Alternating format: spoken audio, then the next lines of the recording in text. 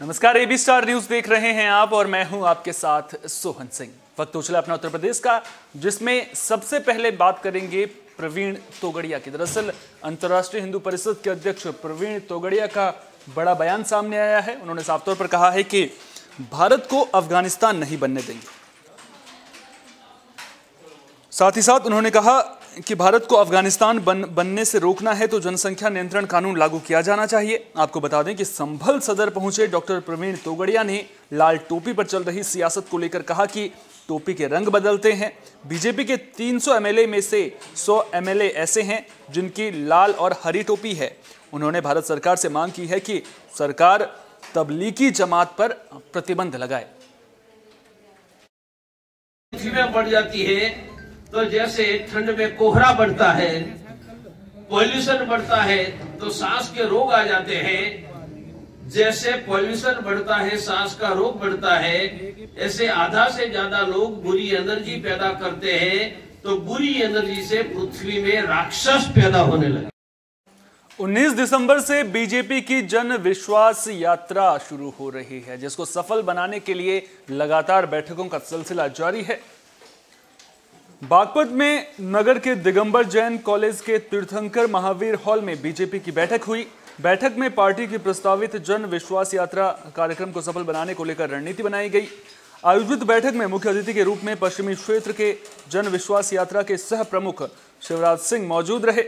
यात्रा के सह प्रमुख शिवराज सिंह ने कहा कि 19 दिसंबर से बीजेपी की ओर से जन विश्वास यात्रा का शुभारंभ होगा।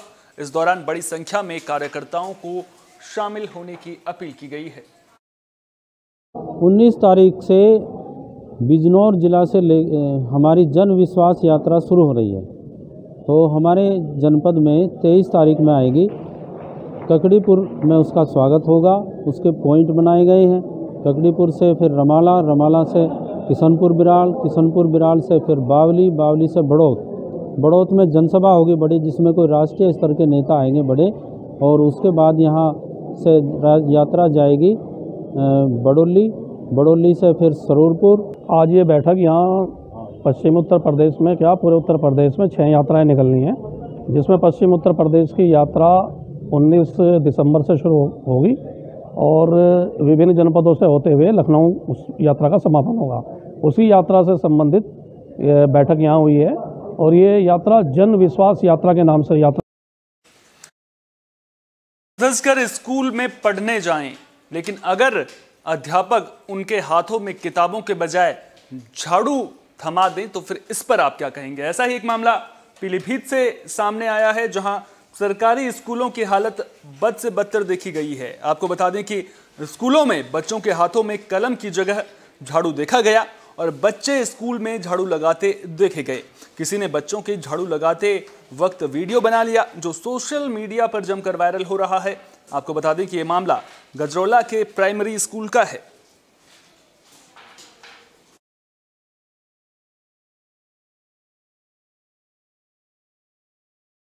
यूपी में चुनाव नजदीक है, लिहाजा आरोप प्रत्यारोप का सिलसिला लगातार जारी है। वहीं अजय मिश्र की बर्खास्तगी की मांग को लेकर विपक्ष लगातार हमलावर है। कांग्रेस ने केंद्रीय मंत्री के खिलाफ संसद और सड़क से लेकर सोशल मीडिया पर मोर्चा खोल रखा है, जिसमें कांग्रेस नेता ने गुरुवार को बीजेपी पर निशाना साधते हुए कहा कि बीजेपी एक अपराधी को बचा रही है। बीजेपी को शर्म नहीं आती, एक अपराधी को मंत्री बना रखा है। उन्होंने कहा कि अजय मिश्र टेनी को पद से बर्खास्त किया जाना चाहिए। अगर बीजेपी ऐसा नहीं करती है तो हम सड़क पर उतरकर प्रदर्शन करेंगे।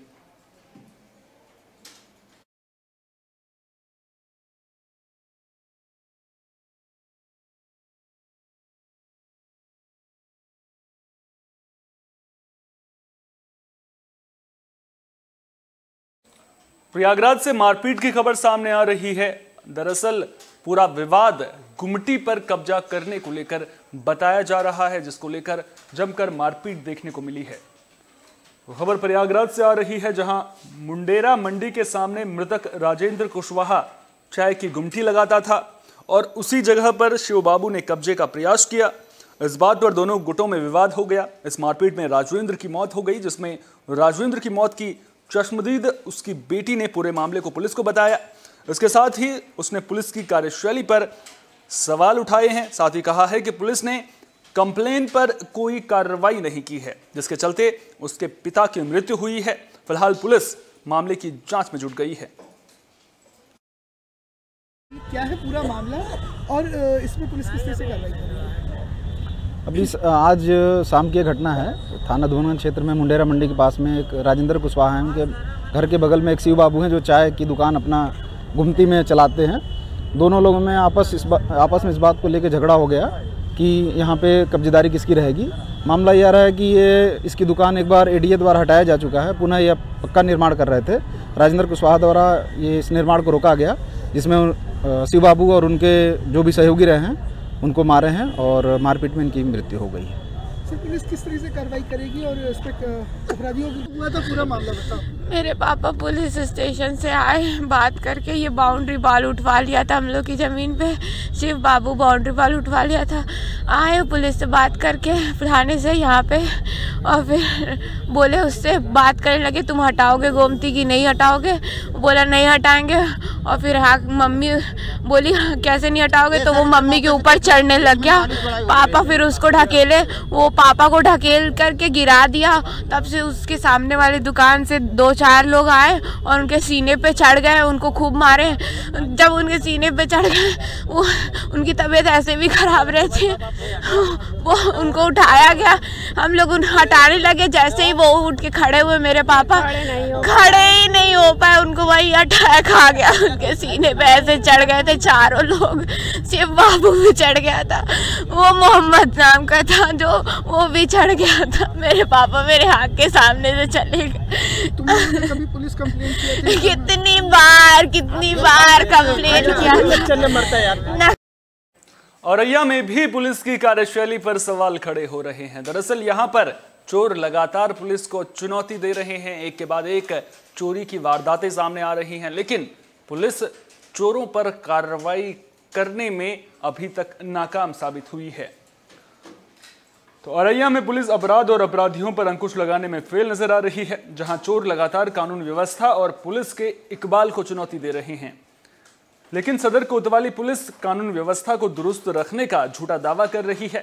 दूसरी तरफ औरैया में लगातार चोरी की घटनाओं में बढ़ोतरी हो रही है।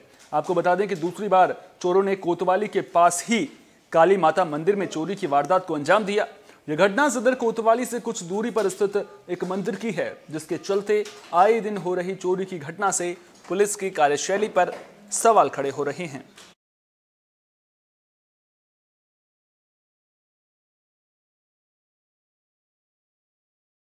जहां एक और औरैया पुलिस की कार्यशैली पर सवाल खड़े हो रहे हैं, वहीं दूसरी ओर आगरा पुलिस को कामयाबी मिली है। आगरा पुलिस ने चोर गैंग का पर्दाफाश किया है, जिनके कब्जे से बड़ी मात्रा में चोरी का सामान बरामद किया गया है। आपको बता दें कि पुलिस ने 2 कार के अलावा 72 किलो गांजा भी इन चोरों से बरामद किया है।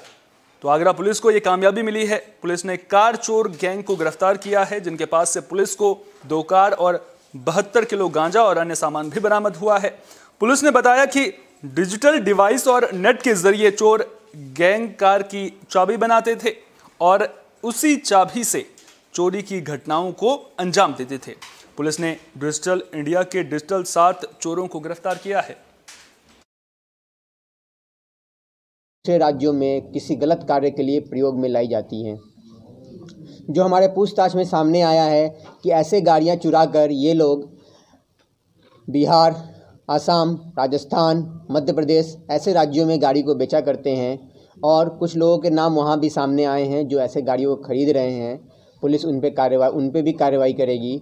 इस पूरे ऑपरेशन में कुल 7 लोगों को गिरफ्तार किया गया है और 27 गाड़ियों की चोरी को कनेक्ट किया गया है, जिनके लिए पर्याप्त साक्ष्य इकट्ठा करके उनके विरुद्ध कार्रवाई की जाएगी। इसमें जो लोगों को गिरफ्तार किया गया उनके पास से 2 गाड़ियां बरामद हुई हैं। जो 2 गाड़ियां बरामद हुई हैं उनमें एक i20 है और दूसरी